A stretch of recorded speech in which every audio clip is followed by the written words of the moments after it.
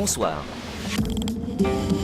Le cycle que votre ciné-club consacre à la fin du monde s'achève ce soir avec Le Dernier Combat, le premier long métrage de Luc Besson, sorti en 1983.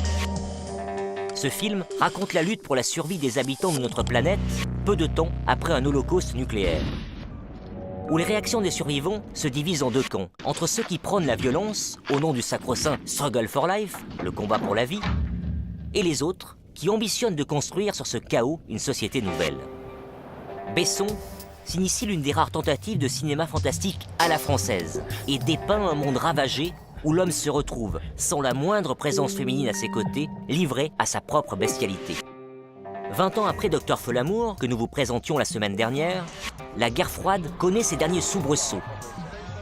Mais la menace nucléaire est toujours là, avec le programme de guerre des étoiles lancé par le président américain Reagan. Ou encore la crise de Euromissile, où on vit en 83 François Mitterrand soutenir l'installation de missiles américains Pershing en Allemagne pour faire contrepoids aux missiles soviétiques. Mais si Dr Folamour décrivait une menace, Le Dernier Combat nous plonge dans un monde où la menace a pris effet. Cette thématique de l'apocalypse nucléaire inspire alors le cinéma français, puisqu'en 81, Christian de Challonge avait adapté Le Malville de Robert Merle sur un sujet similaire. Et le cinéma étranger n'était pas en reste, avec le succès planétaire de Mad Max. Comme s'il n'y avait plus d'illusions à se faire. L'accident intervenu hier soir dans une centrale nucléaire américaine en Pennsylvanie semble être finalement plus grave qu'on ne l'avait pensé sur le plan technique, tout au moins. Cela dit, on ne déplore heureusement aucune victime, ni parmi les employés, ni parmi la population des Antilles.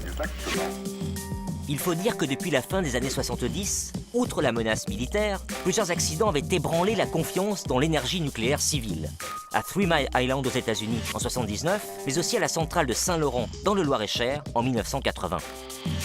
Plus de 240 000 spectateurs alertent à la découverte du Dernier Combat, film d'une ambition folle, signé par un metteur en scène alors inconnu qui n'allait plus le rester longtemps.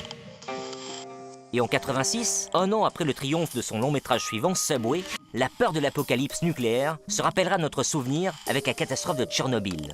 Depuis, elle ne nous a plus quittés. Et des conséquences de Fukushima à la polémique autour du gaz de schiste, cette question-là est plus que jamais présente dans les débats politiques et sociétaux à travers le monde.